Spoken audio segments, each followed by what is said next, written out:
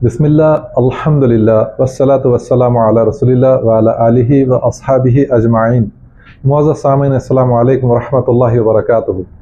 आज मैं एक ऐसे उन्वान की तरफ आपकी तवज्जो दिलाना चाहता हूँ जो हमारे पास में खुसूसी तौर पे नौजवान जो नस्ल है उनके अंदर में बहुत बढ़ता चला जा रहा है।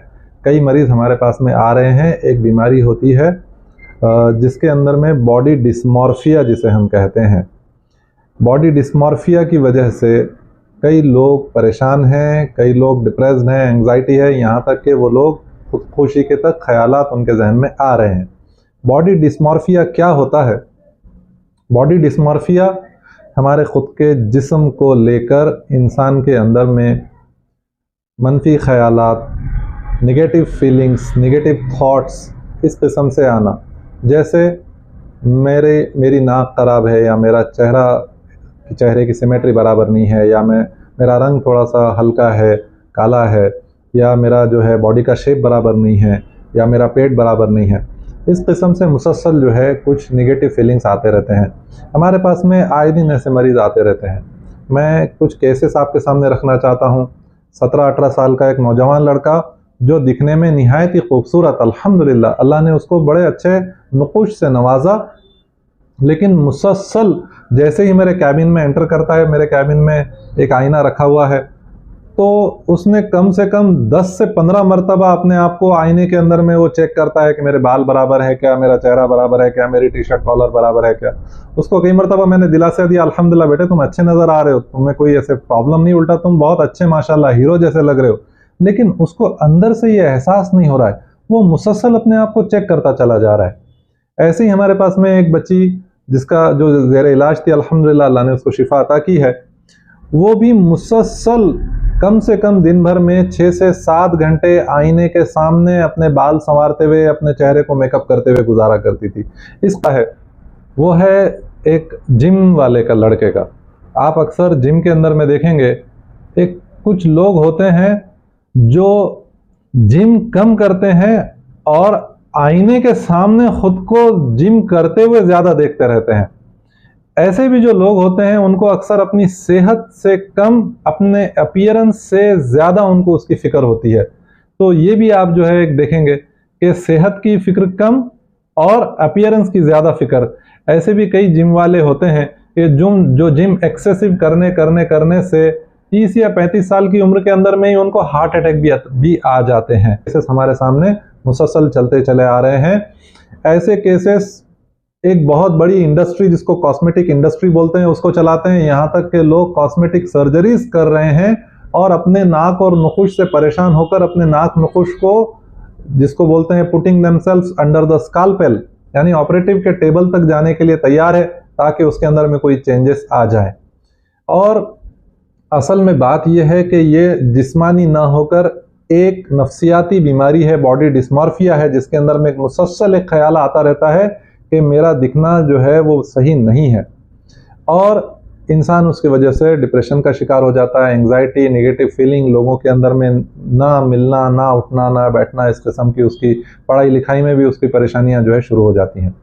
ऐसे मरीज़ों के लिए हम तो अल्हम्दुलिल्लाह सबसे पहले उनकी काउंसलिंग करते हैं, और काउंसलिंग के अंदर में हम लोग अल्हम्दुलिल्लाह जो कुरान की आयतें हैं और हदीसें हैं वो मैं आपके सामने अभी रख देता हूँ इंशाअल्लाह, कि अल्लाह ताला क़यामत के रोज़ कुरान मजीद में भी फरमाते हैं कि जो देखेंगे वो क़ल्ब सलीम देखने वाले हैं। हदीस के अंदर में भी सही मुस्लिम की इसकी तफसीली जो है बात आती है कि अल्लाह ताला इंसानों के अपीयरेंस को, उनके नाक व नुक़ूश को नहीं देखते, ना उनके माल को देखते हैं, बल्कि अल्लाह ताला किसी शख्स के क़ल्ब को, उसके दिल को देखते हैं, उसके दिल को जांचते हैं। हम लोग हमारे अपीयरेंस को लेकर तो बहुत परेशान हैं, लेकिन हमारी क़ल्ब की कैफियत को लेकर हम बिल्कुल गाफिल है कि क्या ये क़ल्ब अल्लाह की याद करता है, या ये क़ल्ब इस दुनिया के मताउल गुरूर के अंदर में मुब्तला हो गया है और अल्लाह ताला को भूल गया है। इस किस्म से फीलिंग्स हमारे अंदर में जो है आते रहते हैं। एक हदीस से मैं आपको इंशाअल्लाह ये बात अपनी ख़त्म करूँगा। अब्दुल्लाह इब्न मसऊद रज़ियल्लाहु अन्हु जो बहुत बड़े साहबी हैं, इनके ज़िमन में आता है ये बहुत दुबले पतले, रंग भी इनका हल्का था, और एक मरतबा तो ये हुआ कि वो इस कदर दुबले थे कि कभी उनकी पिंडरी नज़र आ गई थी। तब कुछ सहाबा हंस पड़े और रसूलुल्लाह सल्लल्लाहु अलैहि वसल्लम ने पूछा कि आप क्यों हंस रहे हो? तो उन्होंने कहा कि अब्दुल्ला इब्न मसूद की पतली पतली टांगों को देखकर हम हंस पड़े। तब अल्लाह के रसूल सल्लल्लाहु अलैहि वसल्लम ने फरमाया कि ये पतली टांगें क़यामत के दिन महशर में ओहद के पहाड़ से ज़्यादा इनका वज़न रहने वाला है उस तराजू के अंदर में। इस पर सहाबा इकराम रज़ियल्लाहु अन्हुम जो है चौंक गए और अल्लाह के रसूल सल्लल्लाहु अलैहि वसल्लम ने उन पतली टांगों को क़यामत के दिन ओहद के पहाड़, अगर आप देखेंगे बहुत बड़ा पहाड़ है जिसको देखकर ऐसा एहसास होता है कि वाकई में हम कितने छोटे हैं। तो अल्लाह के रसूल सल्लल्लाहु अलैहि वसल्लम ने इस तरह अब्दुल्ला इब्न मसूद रज़ियल्लाहु अन्हु को, उनको तो दिलासा दिया ही दिया, लेकिन इस दिलासे से उन तमाम लोगों को दिलासा दिया है कि जो अपनी बॉडीज़ को लेकर परेशान हैं, बॉडी डिस्मॉर्फिया से परेशान हैं, कि अगर आपके आमाल अच्छे होते हैं तो अल्लाह के नज़दीक आपके जिस्म को ना देखेंगे अल्लाह ताला, ना आपके चेहरों को कि कोई काला है कि कोई गोरा है कि कोई नक्का है कि कोई कैसा है।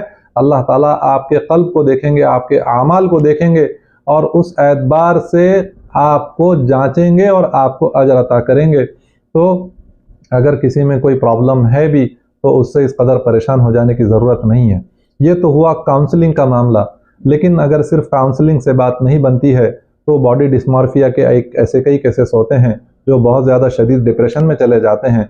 उन लोगों को चाहिए कि वो रुजू हो और मेडिसिन्स का भी ट्रीटमेंट शुरू करें। सिर्फ घर पे बैठे रहने से और सिर्फ ख़यालात बुनते रहने से आपका मसला हल होने वाला नहीं है।